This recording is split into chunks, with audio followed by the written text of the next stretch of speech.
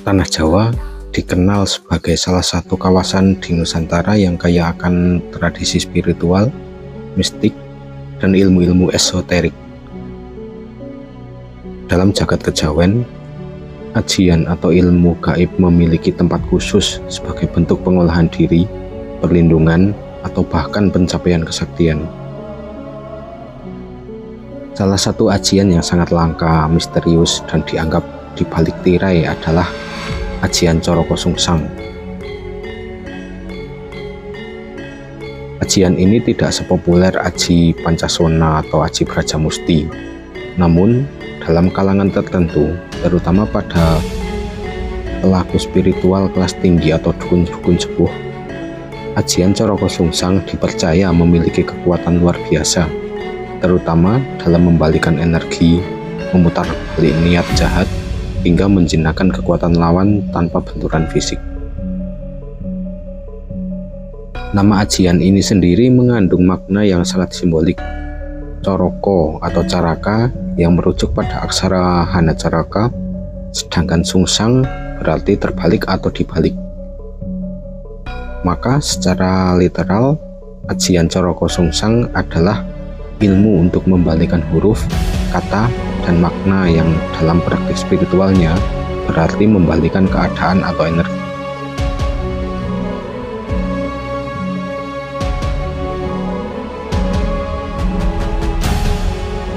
Untuk memahami ajian Coroko Sungsang, kita harus terlebih dahulu menyelami makna dari aksara Jawa Hanacaraka. Kisah populer tentang Hanacaraka berkaitan dengan legenda Aji Saka, tokoh mistis yang disebut membawa peradaban dan aksara ke tanah Jawa. 5 pasang suku kata dalam Hanacaraka mengandung narasi mistik. Hanacaraka yang berarti ada utusan, Datasawala yang berarti mereka bertengkar, Pada Jayanya berarti sama kuatnya, dan Magabatongo yang berarti keduanya mati. Narasi ini menyiratkan pertarungan antara dua kekuatan sejajar. Maka dari itu, aksara Hanacaraka tidak hanya sistem tulisan, tapi juga menyimpan mitologi dan makna dualitas, konflik, dan keharmonisan. Sungsang dalam bahasa Jawa berarti terbalik. Dalam filsafat kejawen, membalik sesuatu bukan hanya soal arah fisik, melainkan membalik kodrat, membalik niat, bahkan membalik nasib. Maka, Coroko Sungsang bisa dimaknai sebagai teknik spiritual untuk membalikkan tatanan realitas. Ajian ini dipakai untuk diantaranya membalikan santet ke pengirimnya, menunda kematian, mengaburkan identitas spiritual, membuat lawan kehilangan arah batin, dan mengocokkan niat jahat. Dalam beberapa sumber lisan, ajian ini dikaitkan dengan ilmu pengelabuan spiritual yang bisa membuat musuh seperti kehilangan pusat energi atau bahkan melihat kita seolah bukan manusia biasa.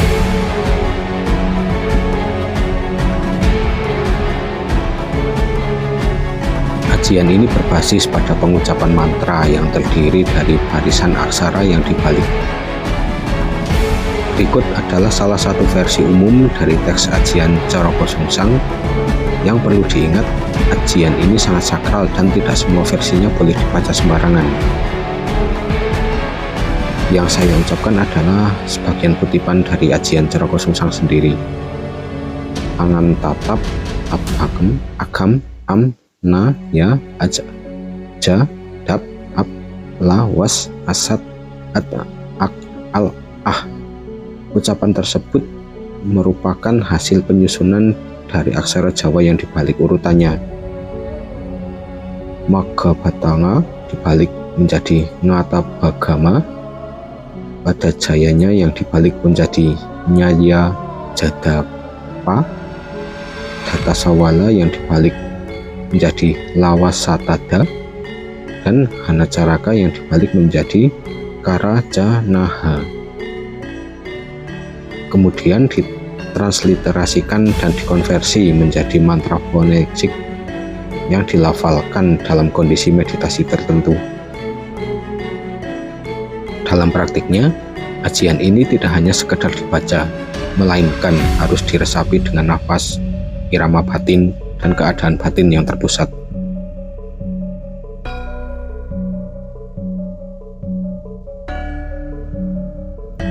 Ajian Coroko Sungsang bukan untuk sembarang orang, hanya mereka yang benar-benar siap secara spiritual dan mental yang boleh mempelajarinya.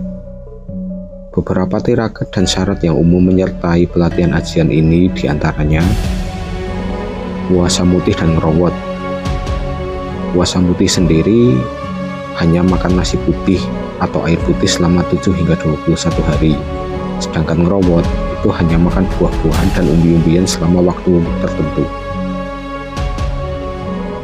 Tujuan dari puasa ini adalah membersihkan tubuh dari unsur kasar dan membuka jalur energi halus di dalam tubuh, satrasa atau susuk batin.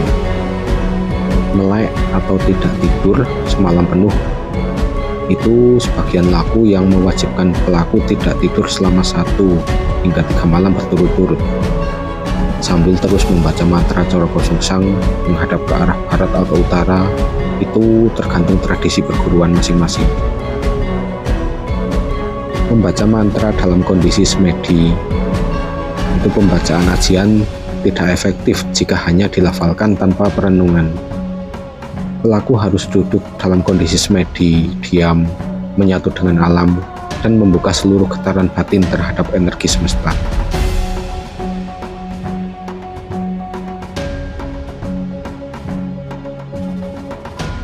Meskipun tidak seterkenal ajian-ajian serangan atau kesaktian fisik, ajian Coroko Sungsang memiliki keunikan dalam manipulasi realitas dan energi lawan. Berikut beberapa manfaat utamanya. Yang pertama, membalikan serangan energi, diantaranya santet atau pelet. Ajian ini dipercaya dapat menyerap energi negatif yang datang, memutar arahnya, dan mengembalikannya ke asal. Biasanya dipakai oleh dukun atau spiritualis sebagai tameng diri dari serangan jarak jauh. Yang kedua, mengacaukan aura atau pusat energi lawan. Dalam situasi konflik batin atau adu kesaktian, ajian Coroko Sungsang bisa membuat lawan kehilangan fokus, merasa bingung, bahkan keseleo batin sehingga kehilangan kekuatan utama. Lalu selanjutnya, membuka gerbang spiritual tertentu. Banyak pelaku yang mengklaim bahwa setelah penguasaan penuh atas ajian ini, mereka mampu berkomunikasi dengan entitas dari dimensi lain, terutama makhluk-makhluk penjaga aksara atau roh penjaga ilmu Jawa kuno. Selanjutnya, yang keempat, mengaburkan identitas energi. Ajian ini mampu membuat pelaku tidak mudah terbaca oleh dukun, kenayang, ataupun makhluk halus. Dengan kata lain, aura batin kita disamarkan seolah-olah lenyap dari radar metafisik.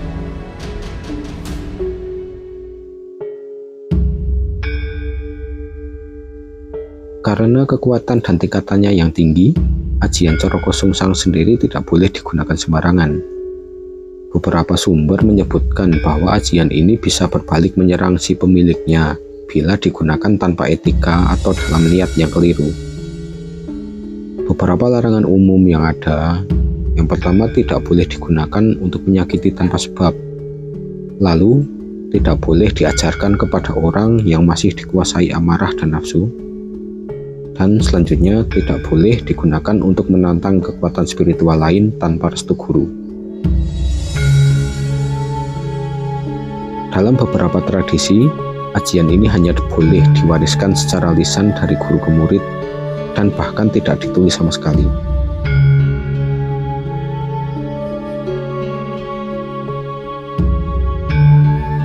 Beberapa spiritualis menyebut bahwa ajian Coroko Sungsang adalah bagian dari ilmu balik aksara, sebuah cabang dari ajian Ajisaka yang hilang. Konsep ini mengajarkan bahwa setiap huruf dan bunyi mengandung kekuatan hidup atau sabdodadi.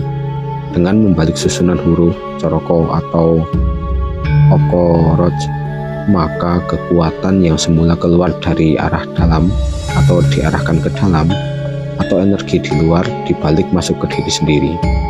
Ini seperti teknik spiritual reverse polarity dalam konteks energi.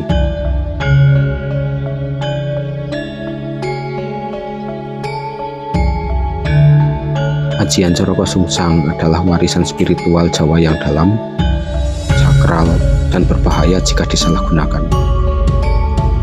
Ia bukan sekedar mantra atau ilmu, melainkan jalan hidup, jalur spiritual, dan media untuk menguasai diri sendiri melalui simbolisme aksara.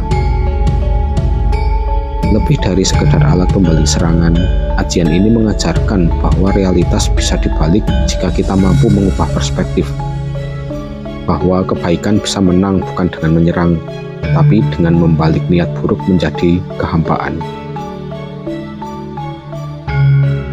Ilmu ini menuntut laku yang berat, kesabaran, dan kebijaksanaan.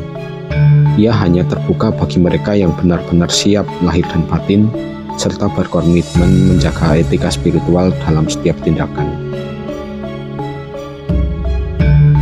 Jika Anda tertarik mendalami ajian ini, sangat disarankan untuk berguru langsung pada sesepuh yang memahami laku kejawen secara mendalam, bukan sekedar belajar dari teks, sebab ajian ini seperti Coroko Sungsang bukanlah permainan, melainkan jalan spiritual yang penuh tanggung jawab.